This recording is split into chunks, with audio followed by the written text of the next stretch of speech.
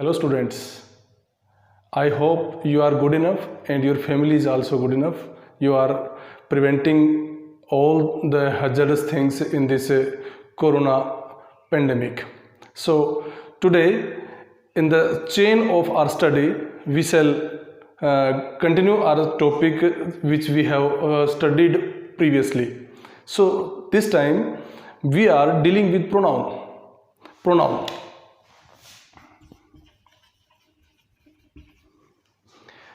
About pronoun, we have studied about personal pronoun. What is the personal pronoun? What are the aspects of personal pronoun? What are the subjects? What are the objects? And what are the possessive cases? So all these we have dealt with. Now we shall proceed further. तो चलिए आज का हम अपना lecture start करते हैं.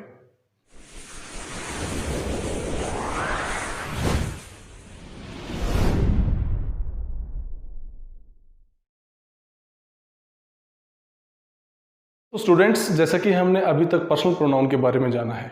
Personal pronoun 3 होते हैं, फर्स्ट पर्सन, सेकंड पर्सन और third person.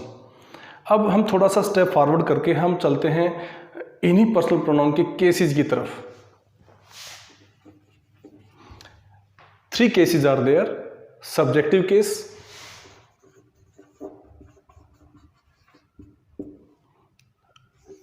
objective case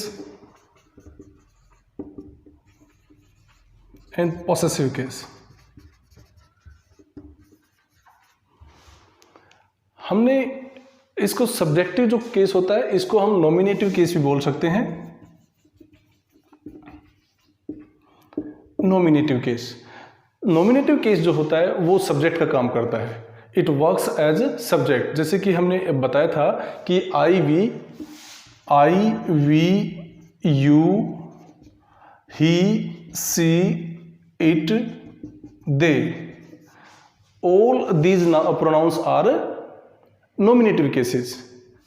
objective case जैसे मी है, अस, यू का यू ऑब्जेक्ट होता है, ही का हिम एंड सी का हर, इट का इट होता है और दे का them. These are objective cases. तो ये काम कैसे करते हैं? Sometime it is very typical to understand them whether they will work in that way or this way. This क्या होता है वो हम अभी डिस्कस करेंगे. पोसेसिव केस के बारे में हमने जानकारी अभी तक हासिल की. पोसेसिव केस क्या होते हैं? पोसेसिव केस होता है mine, ours, yours, his, hers, its and theirs. ये सारे क्या होते हैं? पोसेसिव केसेस होते हैं. तो इन सब को हम अगर थोड़ा सा इसके बारे में हम डिटेल से जाना है, लेकिन थोड़ा सा हम इसको बारीकी से जानने की कोशिश करेंगे. फ्रेंड्स, हमने जाना कि ये जो नॉमिनेटिव केस होते हैं I we you he she it they, इनको हम सब्जेक्ट के स्थान पे प्रयोग करते हैं. लेकिन कई बार ऐसा होता है कि जैसे कि मैं एक सेंटेंस लिख रहा हूँ, आई एम गोइंग देयर.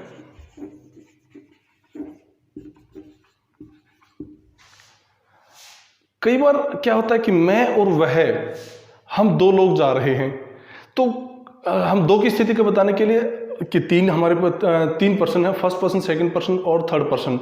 मैं भी जा रहा हूं, वह भी जा रहा है, तुम भी जा रहे हो.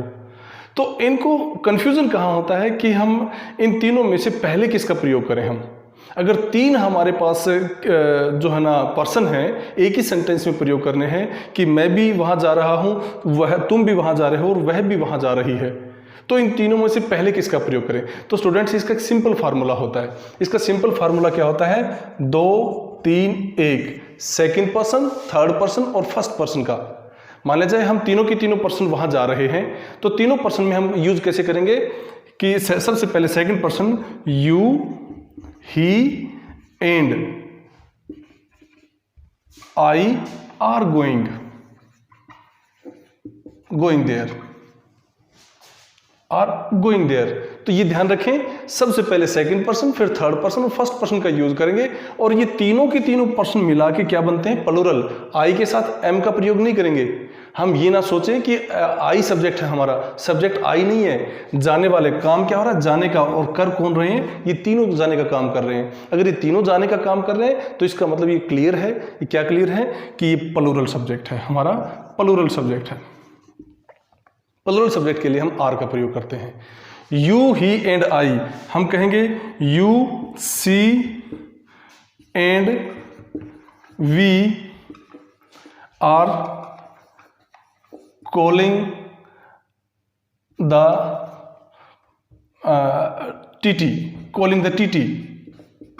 हम रेलवे टीटी को तीनों की तीनों, तुम, वह और हम सब मिलके रेलवे टीटी को बुला रहे हैं।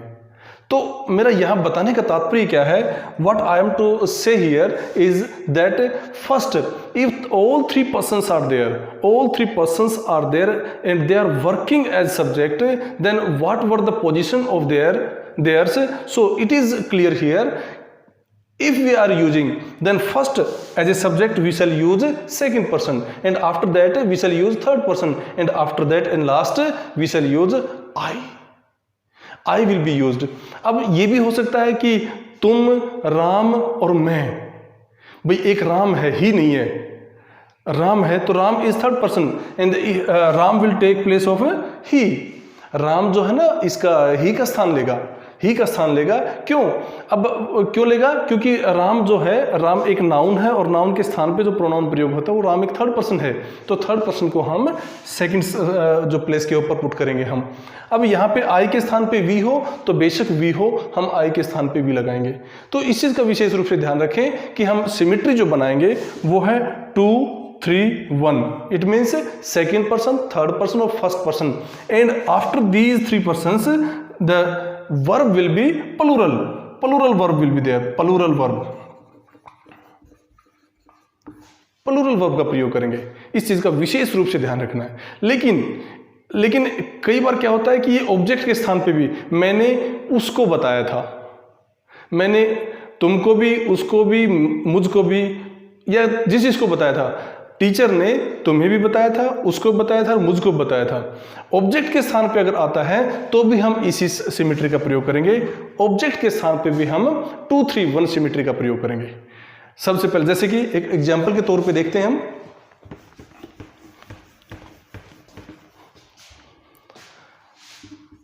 द टीचर बीट, अध्यापक ने पीटा, किस किस को पीटा? The teacher beat you, he and I। क्या सेंटेंस सही है? बिल्कुल गलत है। क्यों? क्योंकि हमें ऑब्जेक्ट, इनका ऑब्जेक्ट यूज करना है, इनका ऑब्जेक्ट यूज करना है। कैसे करेंगे हम? द टीचर बीट, अब यू का ऑब्जेक्ट यू होता है, ही का him, teacher beat you, him and me. हम इसी सिमेट्री का प्रयोग करेंगे 2 3 एंड 1, इसी सिमेट्री का प्रयोग करेंगे 2 3 1 का।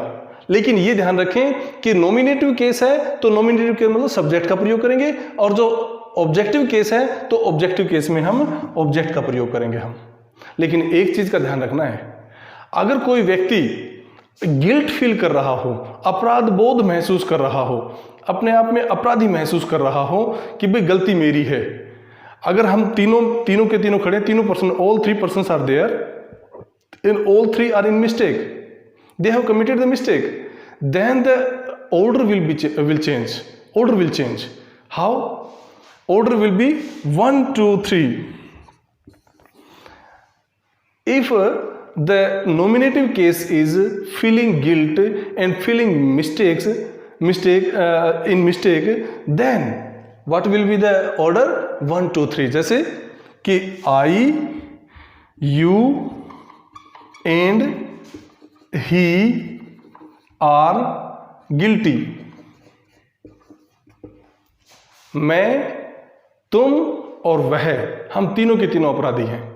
इसका विशेष रूप से ध्यान रखें, ऑर्डर चेंज हो जाएगा। जनरली जब आदमी मिस्टेक में नहीं होता है तो नॉमिनेटिव केस में और ऑब्जेक्टिव केस, दोनों के दोनों केसेस में हम क्या करते हैं, हम 2 3 1 का फॉर्मूला रखते हैं। और दूसरा, अगर कोई मिस्टेक में होता है तो हम क्या ऑर्डर को चेंज कर देते हैं। ऑर्डर क्या होता है 1 2 3, first person, second person, third person का।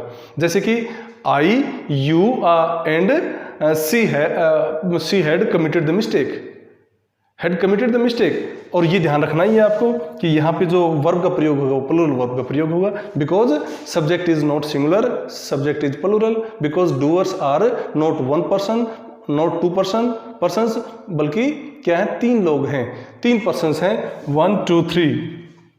तो इसका ध्यान रखें आप। ओके, कुछ और चीजें, टिपिकल चीजों में सिर्फ 2-3 बातें हैं जो मैं बताना चाहूंगा आपको। पहला तो क्या है कि जब सेंटेंस के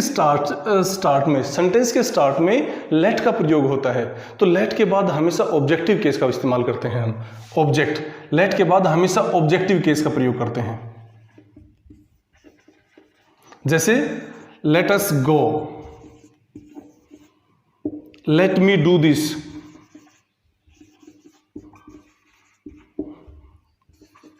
let him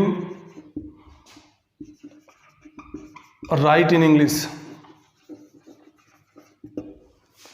लेट के बाद जब भी हम कोई किसी भी केस का इस्तेमाल करना होता है, केस इन द सेंस किसी भी प्रोनाउन का इस्तेमाल करते हैं, तो हम ऑब्जेक्टिव केस का इस्तेमाल करते हैं।